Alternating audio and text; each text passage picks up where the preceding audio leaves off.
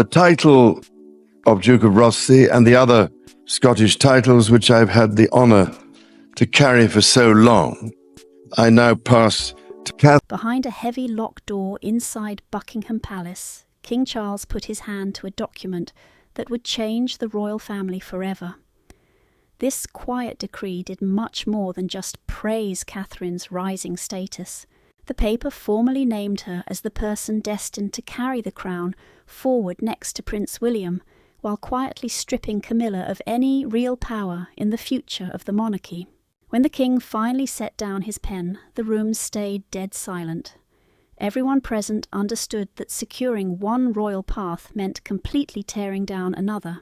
Before we untangle exactly what this secret order means for the family, hit that subscribe button to keep up with every single development. Charles kept his fingers resting near the pen as a heavy quiet filled the space. His secretary watched closely. The constitutional advisor stood waiting.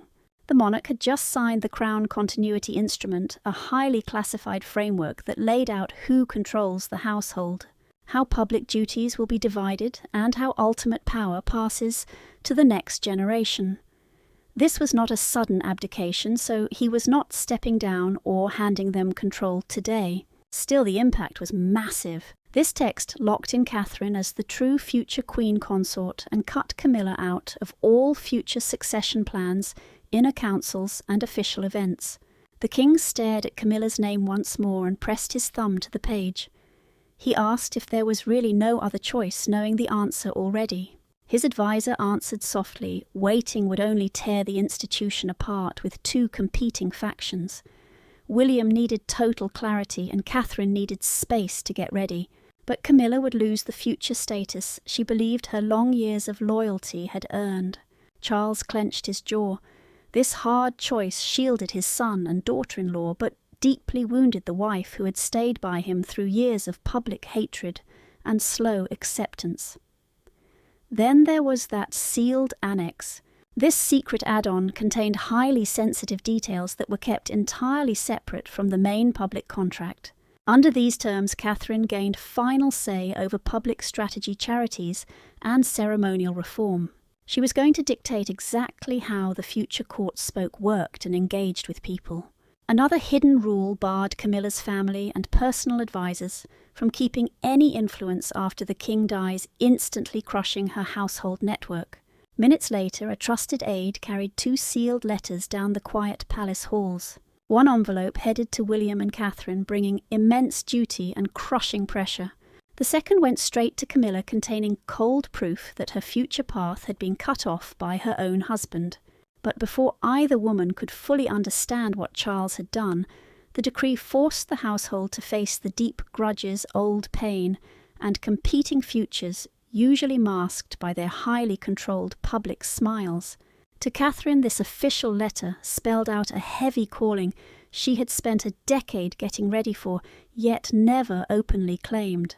For Camilla, the reality was far more devastating, the harsh possibility that royal history was moving right past her while she was still standing inside the palace walls. 2 women divided by age, reputation, and royal destiny were now bound to the very same piece of paper. One woman was rising toward the throne, the other was being erased from its future. Catherine tore open the letter next to William at Adelaide Cottage, but those opening lines made her freeze. Her rising influence had come through patience, calm duty, and years of earning public respect. She had never viewed being queen as some prize to win. To her it was a heavy burden that would demand painful sacrifices from her marriage, her kids, and any hope of a private life. This is exactly why the lines naming her as the next top royal woman brought her no joy. The Crown Continuity Instrument, that secret, highly confidential document detailing exactly how the Crown's ultimate authority shifts during the transition, handed her incredible control while shutting the door on Camilla's future influence forever. William watched her read those sentences twice before she set the pages down on the table. Catherine stepped back and whispered that someone was going to get deeply, deeply hurt. The prince stepped closer, picking his words deliberately. He insisted the document was never meant as a prize.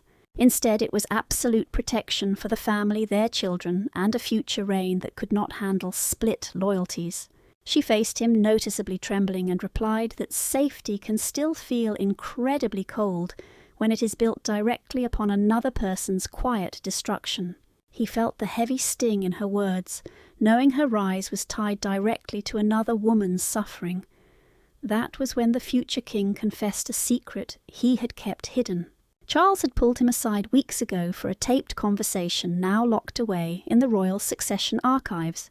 William did not draft the order himself, but he had warned his father that their future court could never survive with two rival queens fighting for control. Catherine stared at him, realising this brutal plan had been set in motion long before the letter arrived at Adelaide Cottage. He argued that he wanted structure, not humiliation, yet right now that distinction felt incredibly thin to her. Meanwhile, Camilla opened her envelope alone at Clarence House.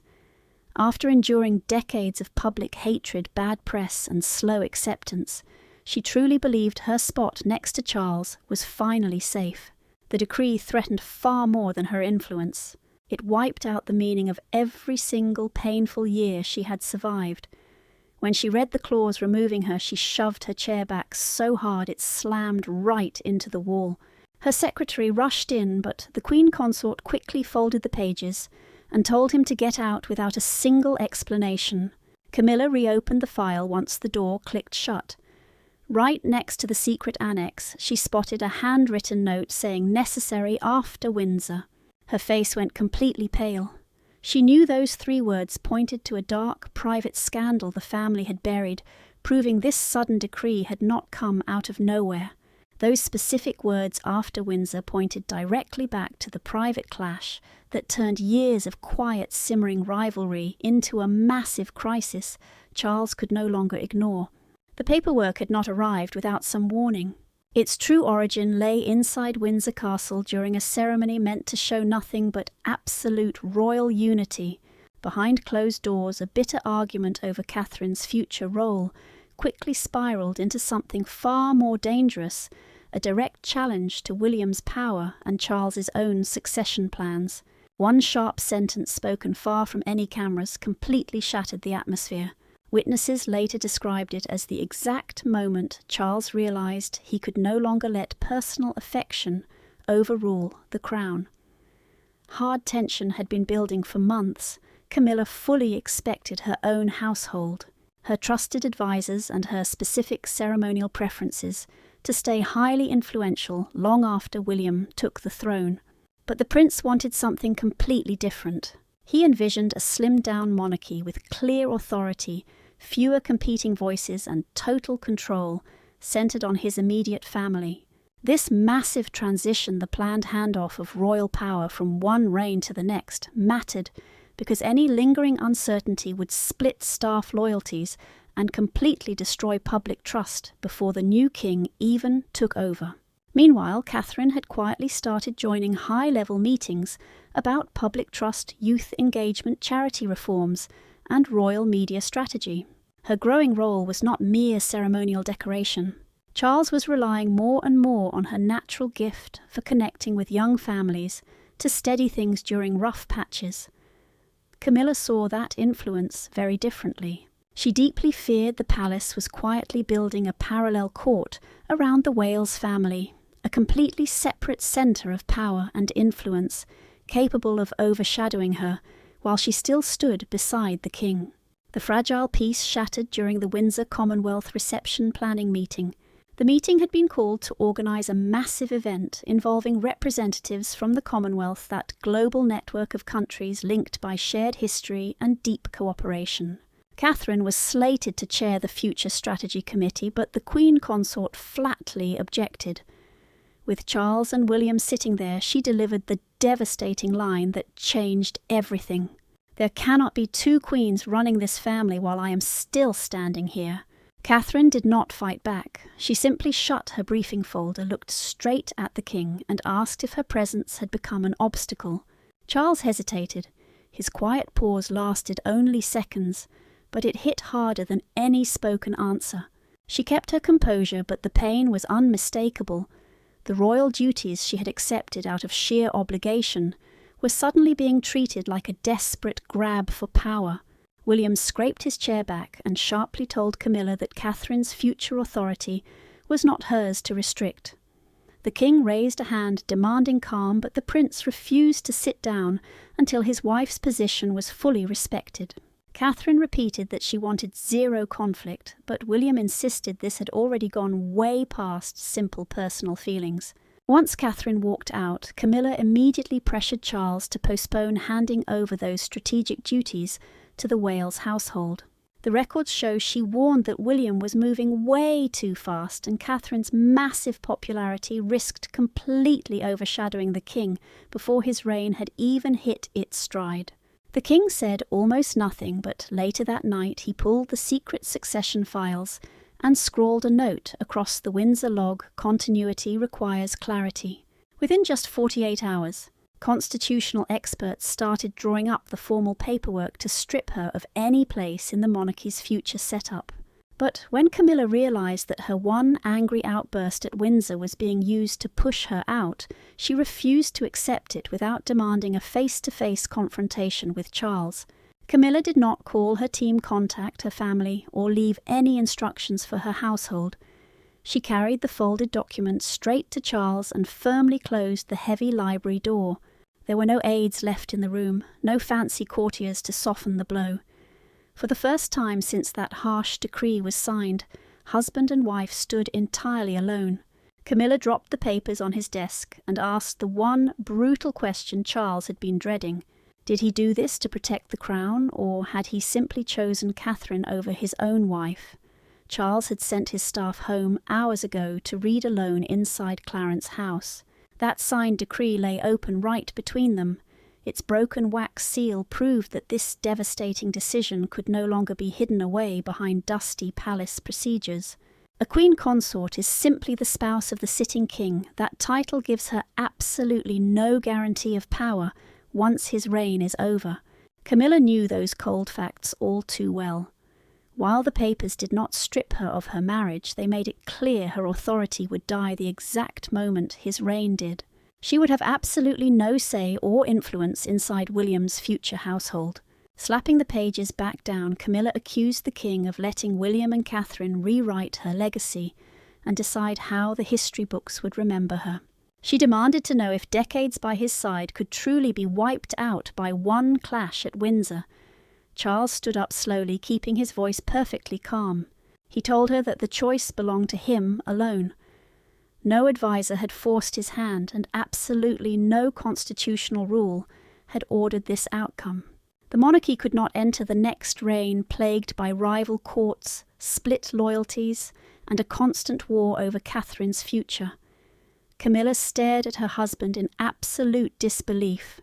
She expected him to blame pushy advisors, legal warnings, or aggressive pressure from the prince. Instead, the king took absolute ownership of the blow. That raw honesty hurt worse than any excuse. It meant her husband had weighed the heavy cost and signed the paper anyway. Charles then admitted that a secret internal investigation showed the Windsor fight was just the final spark, not the sole cause. The files detailed household staff getting completely conflicting instructions, advisors fighting for control, and Camilla's close allies actively delaying the transfer of key royal charity roles to Catherine. Royal patronages are official ties linking the family to charities and organisations, and controlling them is how you steer real influence and public visibility. The king warned that letting two rival households bicker over those very roles would only end up weakening William before his reign even started. Camilla asked if Catherine had demanded her outright removal. Charles answered immediately. She had requested absolutely nothing. During a recorded private consultation, the future queen actually urged him to prevent any unnecessary humiliation and protect Camilla's dignity. That hard truth robbed the wounded consort of the rival she desperately wanted. Camilla slowly slid off her wedding ring, placing it right next to the decree. A heavy silence stretched out before she finally put it back on. Then she told Charles that if he had truly chosen the institution over her own future, He would have to explain that choice to William himself. Charles had survived Camilla's anger, but a tougher test was waiting in a smaller room at Windsor. This was where father and son would decide if the decree meant family unity or the total collapse of trust between generations. The confrontation exposed a very painful truth. Camilla held plenty of influence, proximity, and emotional leverage, but the actual power to shape the monarchy's future had always belonged strictly to the sovereign. Charles could choose to listen to his wife challenge his son or slow down Catherine's rise, but only he could sign the instrument settling the succession structure. Now he had to face William and explain why he had used that power. The conversation would reveal whether the decree was written for the crown or out of a father's own guilt. Charles sat waiting inside his quiet private sitting room at Windsor, with the signed instrument placed carefully between two chairs. As the sovereign, he controlled household appointments, transition planning, strategic councils, ceremonial precedents, and all the confidential guidance drawn up for the next king. Ceremonial precedents are the formal rules deciding exactly where different royals sit, and appear during official duties, making it a very powerful symbol of status. The crown continuity instrument had also been designed specifically to withstand personal pressure. Sealed copies already rested with the sovereign's private office and the transition secretariat, that small team preparing an orderly transfer between reigns, ensuring no sudden family reconciliation could quietly destroy it. The king took off his glasses, rubbed his eyes, and rehearsed his opening sentence twice before William walked in. Constitutional opposition did not scare him as much as his son's looming judgment. The prince sat down but completely ignored the paper. He told his father flatly that he had never once asked for Camilla to be humiliated. He wanted real certainty for Catherine, not revenge against the woman Charles loved. The monarch answered that uncertainty itself had now become the primary danger. Every delay allowed rival advisers to further strengthen their positions. Staff loyalties to fracture and Catherine's future authority to be openly questioned before she had even assumed it. William pressed him hard for the absolute truth. Charles then admitted during their recorded private conversation that he had expanded Catherine's powers without consulting him first. Public confidence data showed that everyday people trusted her quiet steadiness. Household assessments described her as the single strongest bridge connecting tradition with the younger generations. Commonwealth consultations, which are formal discussions with representatives from the International Association of Nations connected directly to the Crown, also identified her as absolutely essential to the next reign's stability. The future king had expected protection for his wife, but never authority quite this broad. Charles turned to the specific clauses concerning Camilla. The document preserved her residence, financial security, ongoing charitable work, ceremonial respect, and personal dignity for life. She would not be publicly disgraced or erased from the long history of his reign. Yet those protections were deliberately separated from actual institutional authority, meaning her personal honour could remain intact while her control over appointments and strategy ended. William finally lifted the official receipt confirming that he had read the instrument. He signed it, but flatly refused to celebrate. The prince muttered that Catherine would carry the responsibility, not enjoy some victory, and the king accepted that rebuke without trying to defend himself. Charles stopped his son just as he reached the door. A member of Camilla's household had copied part of the secret decree he warned, and palace security believed that specific page might already be floating outside royal control. William turned back, realizing that the family's raw private conflict was about to face harsh public judgment.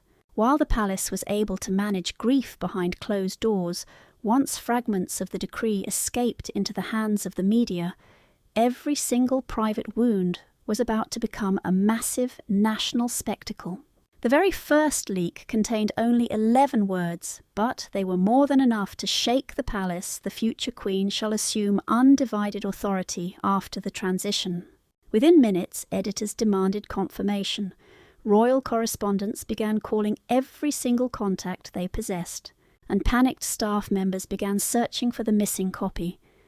The institution that had controlled this secret for weeks suddenly lost all control of the story. Upstairs, Camilla heard a television presenter speak Catherine's name and fully understood that her private removal was now becoming public history. A national broadcaster received a photograph of one paragraph through a highly encrypted message designed specifically to hide the sender's identity. Although the document's title had been carefully covered, the royal seal, Charles's handwritten initials, and the reference to the future queen made any dismissal almost impossible. Buckingham Palace immediately entered crisis mode. Communications officials quickly drafted 3 separate responses: deny everything, confirm only transition planning, or admit the instrument actually existed while refusing to explain what it meant for Camilla. Transition planning is that private process used to prepare royal duties and authority for the next upcoming reign. But this leak showed that the process had now become a bitter battle over who would control that future. Camilla sat completely alone as the breaking news coverage continued. When the presenter called Catherine the monarchy's undisputed future female leader, the Queen Consort reached toward the remote control and stopped. She could not bring herself to silence the broadcast. A quiet, desperate part of her needed to hear how quickly the country was accepting them. Each spoken sentence turned her private fear into hard public fact.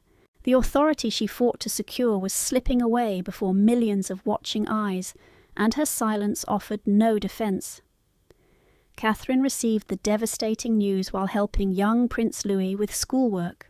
Her phone vibrated against the table again and again until she finally stepped into the quiet hallway and dialed William. The boy looked toward the heavy door before returning to his work, sensing that something had shifted.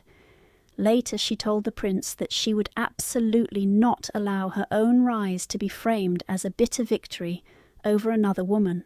William agreed with her, but he warned that once this story fully reached the public, the palace could no longer control how everyday people divided up their sympathy and blame. Security officers traced the photographed page back to a copier used by one of Camilla's most senior household staff aides. During a tense recorded internal interview, the aide stubbornly insisted the copy had only been made to obtain some legal advice. Yet the suspicious timing told a far darker story. Someone may have wanted this leak to terrify Charles into a retreat before the legal instrument became permanent and public knowledge. But Charles absolutely refused to move. When officials placed a draft denial directly before him, the king pushed it aside and rejected a proposal to revoke the historic decree. He insisted retreat would make the future crown look negotiable, inviting every single wounded faction to openly challenge William's eventual authority. That definitive answer ended any remaining hope that the decision could be reversed. Catherine then made a highly unexpected quiet request. She asked to meet Camilla without Charles William private secretaries or any lawyers present. Nervous advisers warned both women against the meeting, but the wounded consort accepted anyway. With the palace shouting frantic instructions around them, Catherine and Camilla chose silence and privacy, and one final quiet meeting that would determine whether this decree ended in bitter resentment or quiet dignity. No private secretaries took notes. No husband stood nearby. No formal constitutional language could fully hide what had happened. Catherine entered the small garden room at Clarence House, finding Camilla waiting beside an untouched tray of tea. For several agonizing seconds, neither woman spoke. One had just been named the monarchy's entire future. The other had been told her place in that future would completely disappear. Yet the true turning point came not through angry accusation, but through Catherine's very first soft sentence. "I did not come here to take anything from you." Catherine had chosen that modest room deliberately. A formal palace chamber would have coldly surrounded them with rank succession and constant reminders of who was rising and who was being pushed aside. Succession is simply the planned order through which the crown and its massive responsibilities pass to the next monarch. But this tense private meeting was no longer about rules. Both women knew the decree could never be undone without seriously weakening Charles and making William's eventual authority appear entirely open to negotiation. They were not gathered there to bargain over raw power. They were there to decide whether they could survive its consequences without completely destroying each other. Camilla finally asked her directly whether Catherine felt relieved.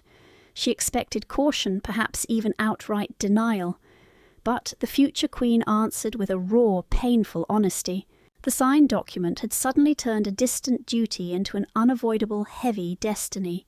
It had placed the massive weight of the next reign directly upon her shoulders while tying that elevation to Camilla's public loss. She felt deeply frightened, not victorious. The queen consort studied her closely for a moment, realizing that the younger woman before her did not see the decree as a conquest. Camilla then admitted through their quiet, unrecorded conversation that her deep anger had never been only about authority. She had believed that remaining influential after Charles's reign would prove to the world she had finally been accepted. Years of bitter controversy had followed her into every single room, and future influence seemed like the final answer to those critics who had never forgiven her. Catherine gently revealed that she had privately asked Charles to fully protect Camilla's charitable work, her personal dignity, and her place within his active reign. She had also specifically requested that the palace avoid harsh words, such as punishment, defeat and expulsion in any public announcement. The future queen wanted firm boundaries, but she absolutely refused to build them through public humiliation. Camilla lowered her eyes before slowly acknowledging the truth about Windsor. She admitted that challenging Catherine in front of William and the staff had crossed a line. She did not apologize for fearing her own irrelevance, but she apologized for forcing another woman to carry that heavy fear as though it were her fault. Catherine quietly accepted those words without pretending the deep damage had suddenly vanished. Before Catherine left the room, Camilla handed her a folded handwritten statement accepting the future transition. She asked her to place it directly into Charles's hands before the palace addressed the country. Their private meeting did not restore Camilla's lost power, but it gave Charles something the cold decree alone could never create: a clear path toward announcing the new future without entirely destroying the people left behind. By sunrise, that secret document no longer belonged solely to the palace. It belonged to family breakfast tables, television studios, crowded pavements, and millions of ordinary people trying to understand what the king had actually done. Some saw Catherine's historic elevation as the beginning of a far stronger monarchy. Others saw Camilla's abrupt removal as a ruthless final judgment. Yet one single image outside Buckingham Palace captured the country's mood far more powerfully than any heated debate: two women holding portraits of two different queens standing silently beside each other. Buckingham Palace finally issued the exact statement the country had been demanding for days. Charles had approved a long-term continuity framework defining the responsibilities of the next king and queen. A continuity framework is merely an official plan explaining how duties, authority, and royal leadership will pass into a future reign. The strategic wording carefully avoided the word removal, but its meaning was unmistakable. Camilla would keep her dignity within the present reign. Still, she would hold absolutely no automatic governing role inside William's future household. This decision mattered because split power could weaken the prince before he even took the throne, forcing Catherine to start her queenship facing constant, bitter challenges. Broadcasters called it the most decisive transition move since Charles first took the throne. Experts zeroed in on Catherine's massive new responsibilities, the shrinking of Camilla's influence, and the king's resolve to stop competing courts. A competing court meant a rival circle of allies operating right against the official royal household. The public was no longer just gossiping about some private family feud, one era drawing boundaries for the next. William watched the broadcast beside Catherine and their children. As the news anchor called her, the woman officially handed the keys to the monarchy's next chapter. She fought to hold back her tears. The future queen had spent years training for this heavy duty, yet she never wanted her rise built on top of another woman's public pain. Silently, the prince reached for her hand. That quiet grip held pride, fear, and the clear knowledge that their private lives had just moved much closer to the throne. Camilla sat listening in total isolation as the palace read out a summary of her handwritten acceptance. She closed her eyes but kept listening. For the first time, the Queen Consort heard her surrender called service not defeat. Those smooth words could never restore her stolen authority, but they did protect her from becoming the chief villain of Catherine's inevitable rise. The London Chronicle captured the absolute shock with a massive photo of Charles's pen, right under the headline, "The King Chooses the Future." Outside the palace, crowds gathered under umbrellas. One held Catherine's photo, another held Camilla's. Standing together, they proved that public emotion held deep sympathy alongside real excitement. Then, a TV anchor read a single confirmed line of the new framework. The next era had to begin with unity of command, clarity of duty, and complete confidence in its queen. Catherine's authority was officially settled. That evening, Charles summoned William, Catherine, and Camilla for one final, deeply tense private gathering. Outside the palace gates, Britain had already decided that the monarchy had entered a new era. But behind closed palace doors, Charles still had to explain exactly what that ink meant to the three people whose lives were now changed forever. Their final meeting had 0 advisors, no flashing cameras, and no unsigned papers. Charles sat directly opposite William, Catherine, and Camilla, fully aware that the crown's future had just been secured at a brutal personal cost. There was no way to return Camilla's lost power without starting the war all over again, or chip away at Catherine's role without weakening the next reign. All he could do was speak with painful honesty. This secret document was never about choosing which woman mattered more. It was about drawing the line where one reign ended and the next began. Charles quietly told them that the Crown Continuity Instrument would remain permanently in force. This formal instrument was the crucial legal document defining exactly how authority and royal duties would pass into the next reign. Catherine would eventually become Queen Consort beside William, holding absolute undivided control over the future household's public mission. She would dictate its strategic direction and modernising agenda. Charles explained this clarity was vital because William could not begin his reign with rival factions whispering in his ear or questioning his wife's power. Camilla listened closely as the monarch confirmed exactly what she would retain. Her personal dignity, security, housing, charity work, and public recognition for her years of loyal service would remain completely protected. Still, she would not direct major appointments, policy, patronage transfers, or household decisions once William became king. A patronage transfer means officially passing a royal connection with a charity from one family member to another. These roles held real public influence, and leaving them split would keep the old family war alive forever. Turning toward his wife, Charles admitted in a private recording made for the royal archives that signing this document had caused him immense personal agony. He told her that even love could not force the monarchy to remain structurally uncertain. Camilla answered that she understood, though, that understanding did not make the loss painless.